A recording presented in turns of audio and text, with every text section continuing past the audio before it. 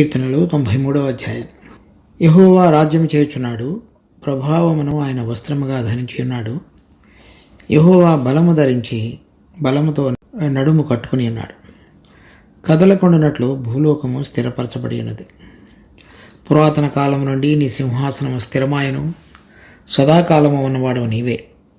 వరదలు ఎలుగెత్తెను, యెహోవా వరదలు ఎలుగెత్తెను.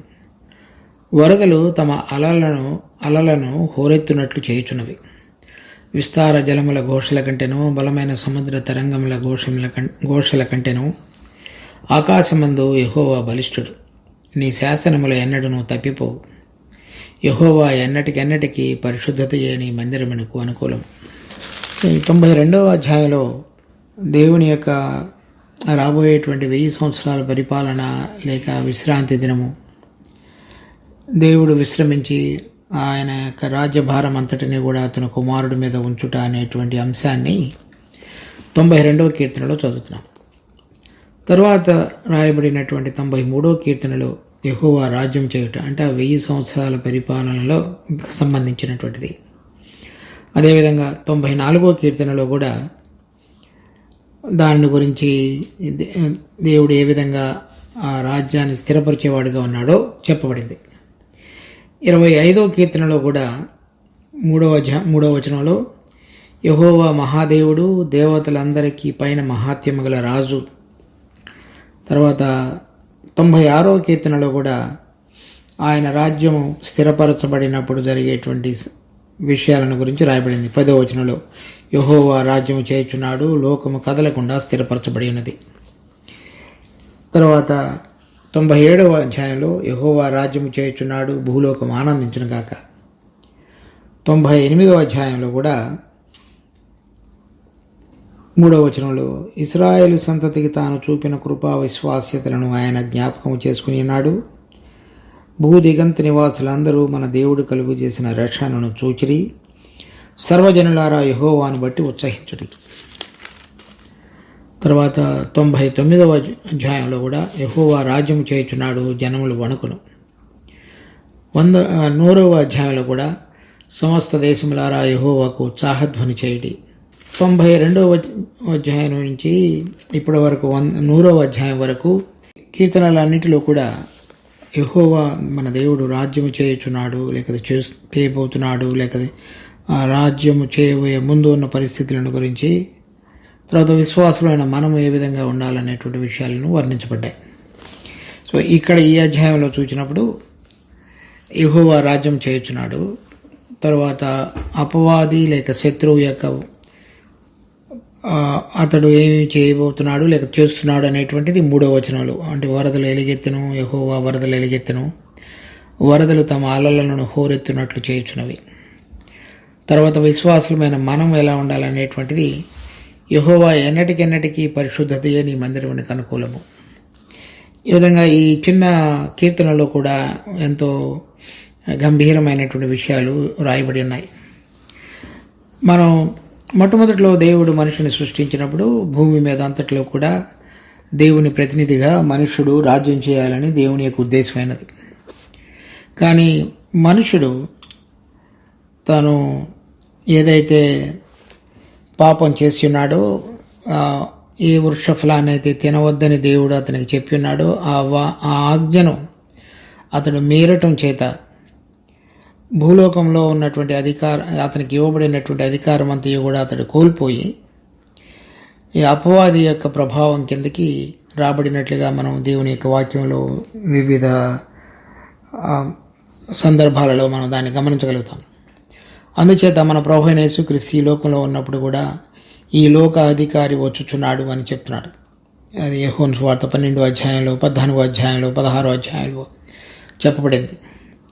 కనుక ఈ లోక సంబంధమైనటువంటి అధికారి తర్వాత మొదటి యోహాను సువార్త 5వ అధ్యాయం 19వ వచనంలో కూడా ఈ లోకమంతా కూడా మరి అపవాది సంబంధితులుగా దుష్టుని యొక్క ప్రభావం కింద ఉన్నదనేది మనం చదువుతున్నాం. దాని అంతటిని కూడా దేవుని యొక్క ఉద్దేశం మొట్టమొదటిలో ఏ విధంగా అయితే మనుషుడు ఏలాలని కోరి ఉన్నాడో, రాజ్యం చేయాలని భూమి మీద, అది మనుషుడు ఆదాము పాపం చేసిన దగ్గర నుంచి ఇప్పటి వరకు ఉన్న సమయంలో అది నెరవేర్చబడలేదు. కానీ ఆ దేవుని యొక్క సంకల్పాలు, ఆయన యొక్క శాసనములు, వాక్యము తప్పిపోదు కనుక అవి స్థిరంగా ఉన్నాయి కనుక రాబోయే దినాలలో దేవుని యొక్క సంకల్పం మనిషిపక్షంగా ఏదైతే ఉన్నదో అది నెరవేర్చబడబోతుంది.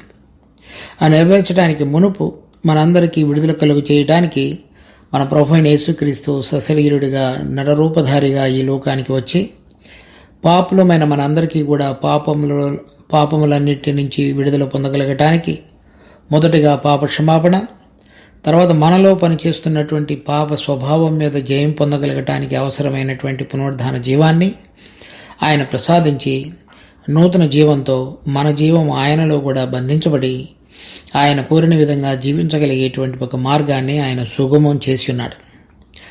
అటువంటి ప్రణాళికలో ఉన్నటువంటి బిడ్డల మధ్యలో ప్రభు ఇప్పుడు కూడా రాజ్యం చేస్తున్నాడు. వాళ్ళ జీవితాల్లో చేస్తున్నాడు. వాళ్ళు కూడి వచ్చినప్పుడు సంఘాలలో కూడా ఆయన రాజుగా ఉండి రాజ్యం జరిగించుతున్నాడు. కానీ అది ప్రత్యక్షంగా ప్రభు మన మధ్యలో రాజ్యం చేయటం అనేటువంటిది ఇప్పుడు మనం విశ్వాసులైన వారు ఎవరైతే సంపూర్ణముగా ఆయన ప్రభుత్వానికి, అధికారానికి లోబడి ఆయన కృప ద్వారా, జీవం ద్వారా నడిపించబడేటువంటి వారుగా ఉన్నారో వారి మధ్యలో, వారి హృదయాలలో, వారి జీవితాలలో ప్రభు రాజుగా విరాజులుతున్నాడు. కానీ పరోక్షంగా ఇది జరుగుతున్నటువంటి సందర్భంలో ఆయన కొంతమంది ఆయనతో పాటుగా కలిసి రాజ్యం చేయగలగటానికి, తన కుమారుడితో పాటుగా కలిసి ఉండగలగటానికి, మరి పరలోకంలో మహిమపరచబడినటువంటి మన ప్రభువైన యేసుక్రీస్తు శిరస్సు యొక్క ఆధిపత్యం కింద జీవించి ఆయనతో వివిధమైనటువంటి శరీరంలోని అంగాలుగా అతకబడి ఆత్మ ద్వారా ఆయనతోటి జతపరచబడినటువంటి విశ్వాసులందరిలో కూడా ఆయనతో కలిసి రాబోయే దినాలలో రాజ్యం చేయబోయేవారుగా ఉన్నారు. దానికి సందర్భంగా ఈ కీర్తనలన్నీ కూడా వ్రాయబడ్డాయి. దీనిలో మనం నేర్చుకోవాల్సినటువంటి విషయాలు కొన్ని ఉన్నాయి. చూడండి, 1వ వచనం, యెహోవా రాజ్యం చేయుచున్నాడు, ప్రభావమును ఆయన వస్త్రముగా ధరించున్నాడు. యెహోవా బలము ధరించి బలముతో నడుము కట్టుకుని ఉన్నాడు, కదలకుండానట్లు భూలోకము స్థిరపరచబడి ఉన్నది. కనుక ఇప్పుడు మనం చూస్తున్నప్పుడు ఈ లోకంలో దేవునికి భిన్నంగాను, దేవుని యొక్క స్వభావానికి భిన్నంగాను, తర్వాత విరోధంగాను జరిగేటువంటి సమస్తమైనటువంటి పరిపాలన, రాజ్యములు, మనుషుల యొక్క పోకడ, మరి మనుషుల యొక్క విధానాలు అవన్నీ కూడా దేవుని యొక్క గుణాలకు, దేవుని యొక్క ఉద్దేశాలకు వేరుగా ఉండి వ్యతిరేకంగా నడిచేవిగా ఉన్నాయి. కానీ రాబోయే దినాలలో మన ప్రభువైన యేసుక్రీస్తు ద్వారా ఆయన యొక్క రాజ్యాన్ని భూమి మీద స్థాపించినప్పుడు అవన్నీ కూడా మార్చివేయబడి దేవుని యొక్క క్రమంలో ప్రతిదీ జరగబోయేదిగా ఉన్నది. ఆ జరగబోయేటువంటి ప్రక్రియకు ముందు దేవుని గురించిన వర్ణన 1వ వచనంలో చెప్పబడింది. యెహోవా రాజ్యం చేయుచున్నాడు అంటే ఇప్పుడు భూమి కొంత సమయం వరకు దేవుని యొక్క అధికారంలో లేకుండా ఈ లోక అధికారి లేక అపవాది ఆ ఘట సర్పము యొక్క అధికారం కింద ఉన్నప్పటికీ ఆయన సమస్త విషయాలలో అతని యొక్క అధికారాన్ని కూడా కొట్టివేయుటకు సామర్థ్యం కలిగిన వాడిగా ఉన్నాడు. కానీ మరి అతనితో పాటుగా ఉన్న దూతలందరినీ కూడా తీసివేసినప్పుడు తన కుమారునితో పాటుగా రాజ్యం చేయటానికి అవసరమైనటువంటి కొంతమంది భూలోకంలో ఉన్నటువంటి వ్యక్తులను కూడా ఆయన సిద్ధపరచాలి. ఆ సిద్ధపరిచేటువంటి సమయమే మన ప్రభువైన యేసుక్రీస్తు ఈ లోకానికి వచ్చి మరలా తిరిగి 2వ రాకడలో రాబోయేటంత వరకు ఇవ్వబడినటువంటి సమయం. ఆ సమయంలో ఆయన యందు విశ్వసించి ఆయన జీవం ద్వారా, దేవుని కృప ద్వారా నడిపించబడేటువంటి బిడ్డలందరినీ కూడా ఆయనతో పాటుగా రాజ్యం చేయటానికి సిద్ధపరుస్తున్నాడు.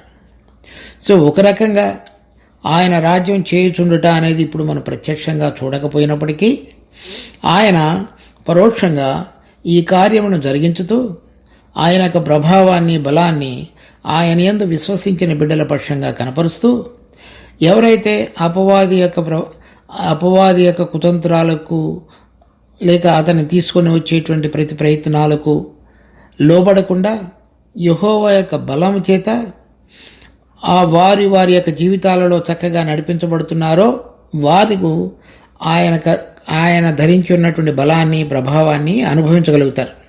ఆ బలము యొక్క అనుభవంలో దేవుడు రాజ్యం చేయబోతున్నాడు కనుక నేను ఆ రాజ్యంలో ఉండటానికి అవసరమైనటువంటి బలాన్ని దేవుని దగ్గర నుంచి పొంది నేను అటువంటి విధంగా నా జీవితాన్ని జీవించాలని కోరేటువంటి వారందరూ కూడా ఆ అనుభవాన్ని, అంటే ఆ యెహోవా బలమును వస్త్రముగా ధరించుండుట లేక ప్రభావాన్ని వస్త్రముగా ధరించుండుట అనేటువంటి అనుభవంలోనికి రాగలిగి జీవించగలుగుతారు.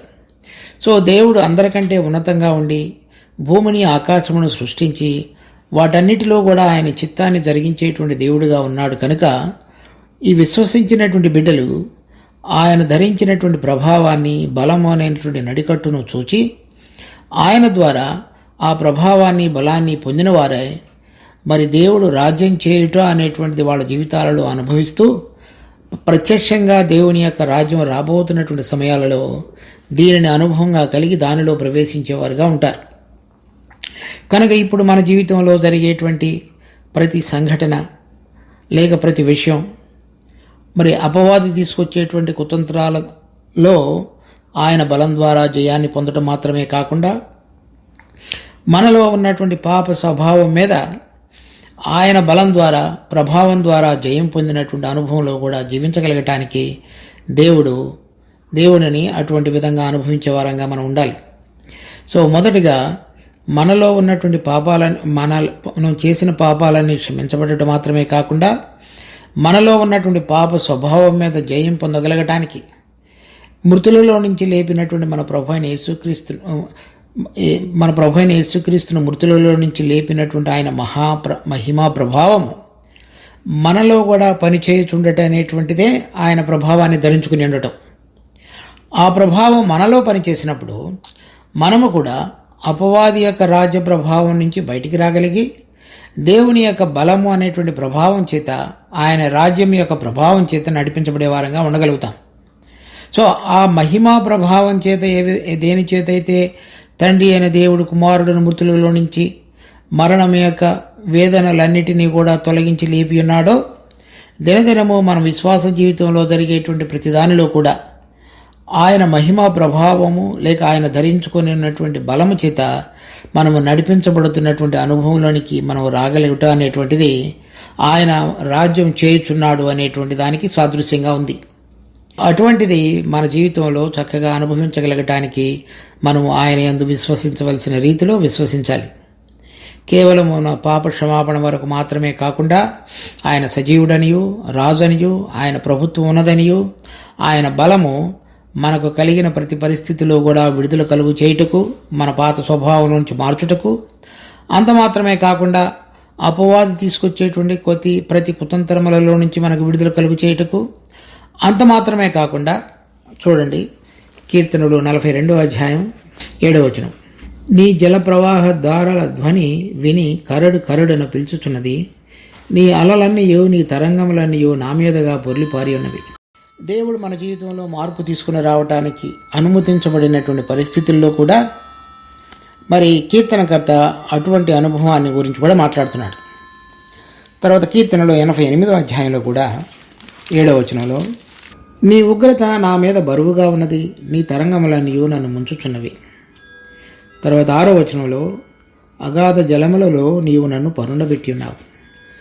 కనుక ఈ దేవుడు మనలో ఉన్న పాత స్వభావాన్ని మార్చడానికి దేవుడు అనుమతించేటువంటి పరిస్థితుల్లో కానీ, లేక అపవాది మనలను శోధించి రకరకాలైనటువంటి విషయాలలో మనం నిరాశపడి ప్రభువు మీద ఆధారపడి జీవించకుండా ఉండా చేసే ప్రయత్నాల్లో కానీ ఆయన బలము, ప్రభావము మనకు విడుదల కలుగు చేసి నడిపించేదిగా ఉన్నది. కీర్తన 93వ అధ్యాయం 2వ వచనంలో, పురాతన కాలం నుండి నీ సింహాసనము స్థిరమాయను, సదాకాలము ఉన్నవాడు నీవే.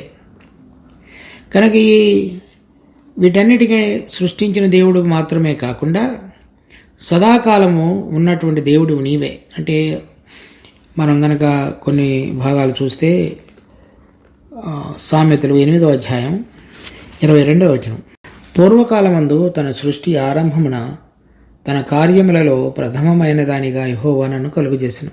అన్నిటికంటే మునుపు సృష్టి అంతటిలో కూడా ప్రథమమైన దానిగా ఈ అధ్యాయం అంతటిలో కూడా జ్ఞానాన్ని గురించి చెప్పబడింది.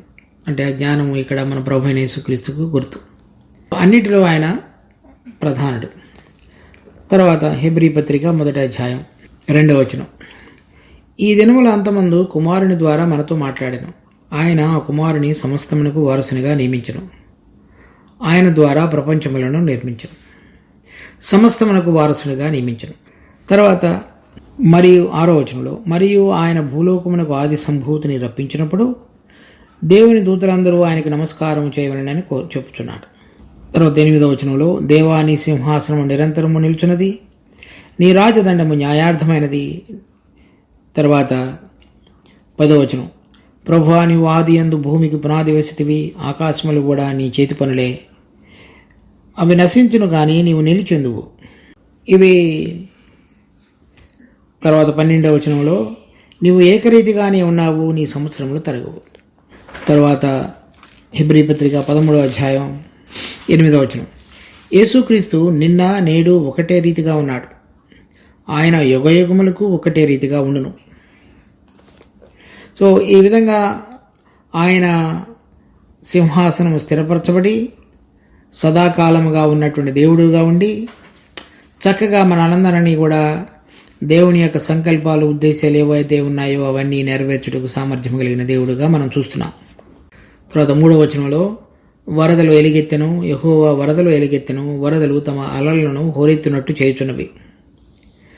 సో ఇక్కడ మనం ఇంతకు మునుపు చూసినటువంటి కీర్తన 42:7 కానీ, కీర్తన 88:7 కానీ, ఇక్కడ చెప్పబడినవి కానీ, ఈ వరదలు ఎలుగెత్తుట అనేటువంటిది అపవాది మన మీదకు తీసుకొచ్చేటువంటి ఈ శోధనలు లేక శ్రమలు, అవన్నీ కూడా మనలను ముంచివేస్తాయేమో అనేటువంటి భయం కలిగించే విధంగా ఎంతో ఉగ్రతతోటి అవి పైకి లేస్తూ వస్తాయి. తర్వాత అయితే ఏం చెప్తున్నాయంటే, అవి హోరెత్తినట్లు చేయుచున్నవి. అంటే అవి వచ్చి ఆ అలల యొక్క తాకిడి మనలను ముంచివేస్తాయనేటువంటి భయం మనకు కలుగుతుంది. కానీ ఆ హోరెత్తినట్లు చేయుచున్నవి అనేటువంటి మాట ఆదిమ హెబ్రీ భాషలో రాయబడినటువంటి మాట అర్థం ఏంటంటే, అవి ఆ అలలలో నుంచి పొంగేటువంటి ఆ పొంగు అంతయు కూడా ఆ తీరాన్ని తాకినప్పుడు ఏ విధంగా అవన్నీ పగిలిపోయి నెమ్మది పడతాయో అది జరుగుతున్నదని చెప్తున్నాడు. అవి మనం దూరం నుంచి చూస్తున్నప్పుడు ఆ ఉప్పెనలు, ఆ తరంగములు ఎంతో ఎత్తుగా లేచి లేచి అవి మనందరినీ కూడా ముంచివేస్తాయేమో అనేటువంటి భయాన్ని కలుగజేస్తాయి. కానీ సముద్ర తీరమున లేక అక్కడికి దగ్గరలో ఉన్నటువంటి ఆ పడవ లేక నావ లేక ఓడ నువ్వు తాకినప్పుడు అవన్నీ కూడా మెల్లగా చప్పబడిపోతాయి. సో ఈ విస్తార తమ అలలను హోరెత్తినట్లు చేయుచున్నవి అంటే ఆ జలములు ఎంతగానో మనందరినీ కూడా ముంచివేస్తాయేమో అనేటువంటి భయాన్ని కలిగించే పరిస్థితులు మన మీదకు వస్తున్నప్పటికీ మనము ప్రభు అయిన యేసుక్రీస్తులో దాగి ఉండట చేత ఆయన అపవాదిని, శత్రువును ఇంతకు మునిపే ఓడించి ఉన్నాడు కనుక ఆయనను తాకి అవి ఏమీ చేయలేవని నిరూపించబడి ఆయన యొక్క పునరుద్ధానంలో మనం చూస్తున్నాం కనుక అవి మనలను కూడా ఏమీ చేయలేవు. అవి హోరెత్తుడంటే అవి బ్రేక్ అవుతున్నాయని అర్థం. వ్రాయబడినటువంటి మాటకు అక్కడ అర్థం అంటే అలలన్నీ కూడా మెల్లగా పగిలిపోతూ అవి నెమ్మదిపడి మనలను ఏమీ చేయలేకుండా ఉన్నటువంటి తాకవచ్చు, కానీ అవి మనలను ముంచలేవు.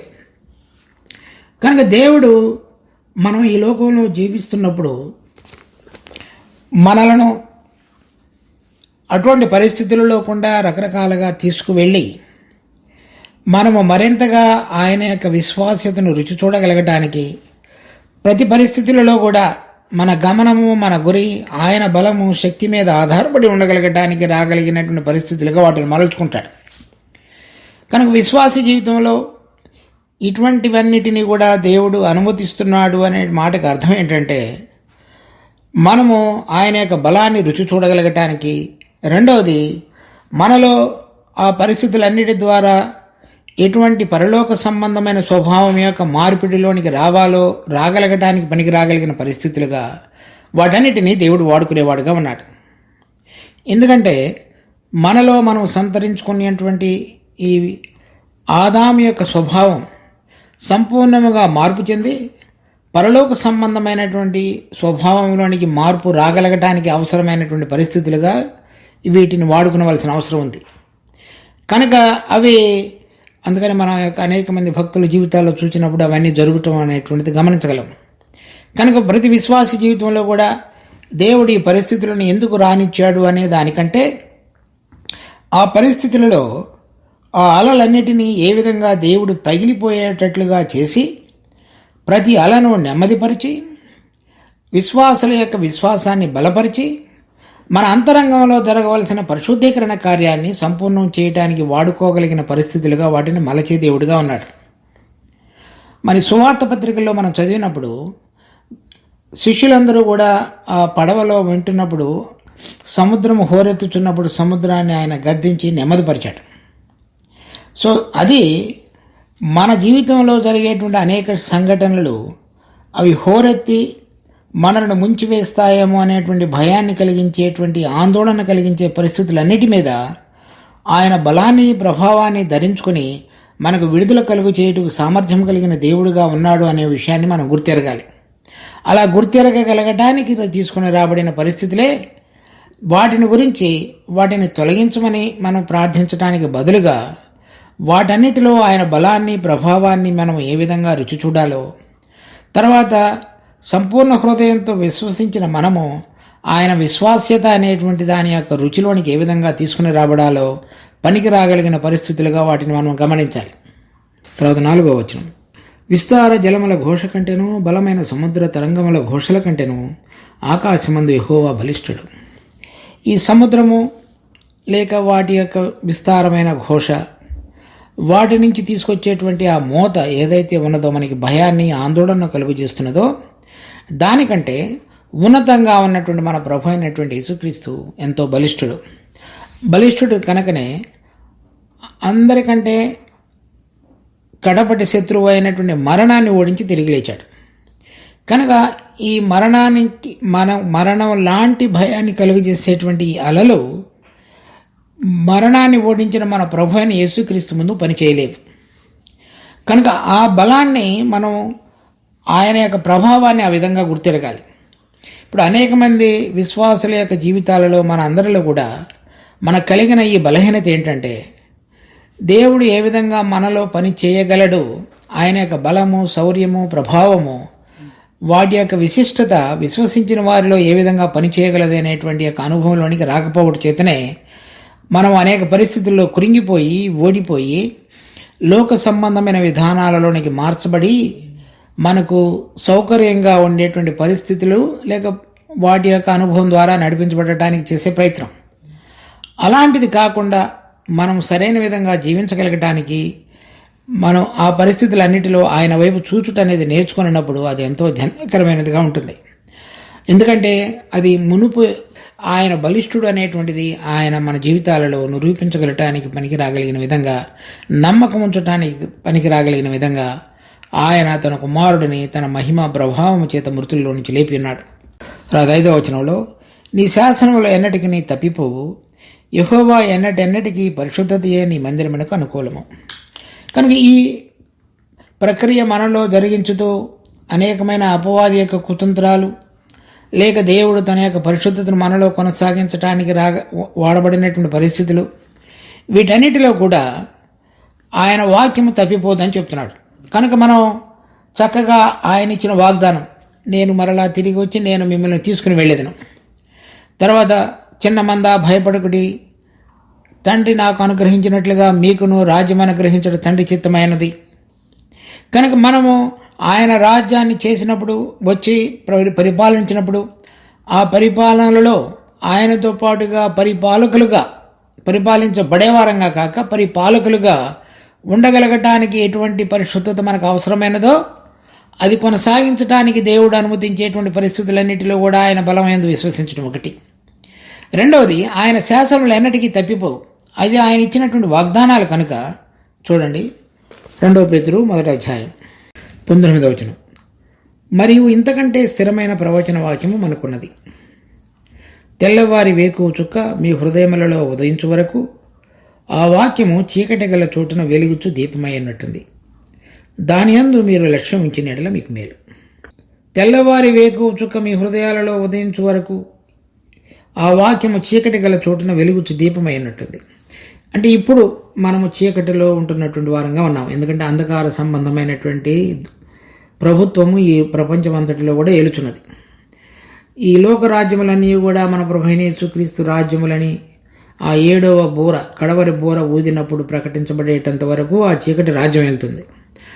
ఆ చీకటిలో విశ్వాసులైన మన హృదయాలలో దేవుని యొక్క వాక్యము, ఆ ప్రవచన వాక్యం అంటే మన ప్రభువైన యేసుక్రీస్తు వేకువ చుక్క వలె తిరిగి ప్రకాశించిపోయి తన రాజ్యాన్ని స్థాపించబోతున్నాడు అనేటువంటి దానికి గుర్తుగా మనమందరం కూడా ఆ ప్రవచన వాక్యం మన హృదయాలలో ఆ వేకువ చుక్క ఉదయించేటంత వరకు, అంటే మన ప్రభువైన యేసుక్రీస్తు తిరిగి వచ్చేటంత వరకు కూడా అది వెలిగించు దీపం వలె ఉండి మనల్ని పట్టుకుని ఆయన రాకడ కొరకు ఎదురు చూచేదిగా, తర్వాత మనము ఆ రాకడ కొరకు సిద్ధపరచుకునడానికి ఉపయోగపడేటువంటిదిగా ఆ వాక్యం ఉన్నది.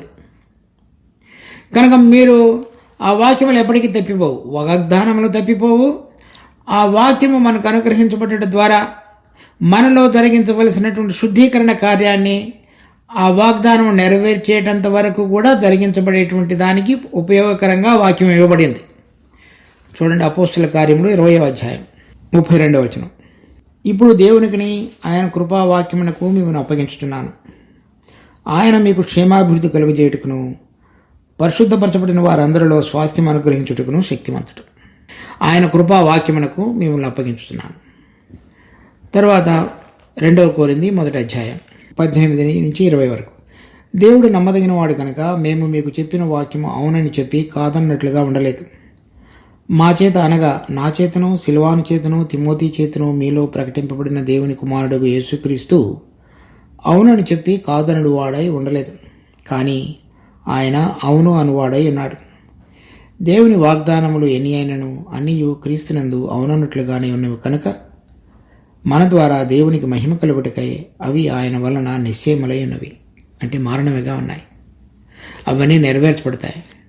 కనుక వాటి యందు మనం లక్ష్యం ఉంచిన యెడల నీ శాసనములు ఎన్నటికీ నీ తప్పిపోవు. వాటి యందు కనుక మనం లక్ష్యం ఉంచినట్లయితే ఆ వాక్యము జీవము కలిగినది కనుక అది మనలో పనిచేసి ప్రభు యొక్క రాకడ కొరకు మనం సిద్ధపరిచేదిగా ఉన్నది. తరువాత యెహోవా ఎన్నటెన్నటికీ పరిశుద్ధతయే నీ మందిరమునికి అనుకూలము. ఈ వరదలు, తర్వాత అలల ఘోష, ఇవన్నీ కూడా మనలో ఈ పరిశుద్ధీకరణ కార్యాన్ని ముందుకు కొనసాగించడానికి దేవుడు వాడుకునేటువంటి సాధనాలుగా ఉన్నాయి. ఎందుకంటే నిర్గమకాండం 28వ అధ్యాయం 36వ వచనం చూడండి. మరియు నీవు మేలిమి బంగారు రేకు చేసి ముద్ర చెక్కునట్లు దాని మీద యెహోవా పరిశుద్ధుడు అని మాట చెక్కవలను. అది పాగా మీద ఉండినట్లు నీలి సూత్రంతో దాన్ని కట్టవలను. అది పాగా ముందటి వైపున ఉండవలను.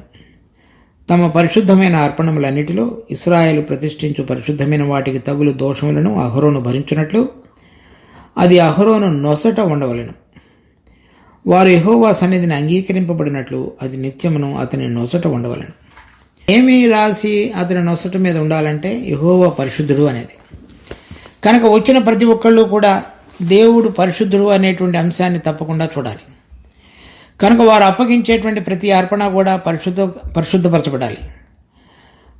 కనుక మనము ప్రభువైన యేసుక్రీస్తు రాజ్యం చేయటానికి వచ్చినప్పుడు ఆయనతో పాటుగా రాజ్యం చేసేటువంటి దానిలో పాలివారం ఒకటకు ఎటువంటిది అవసరం అంటే పరిశుద్ధత.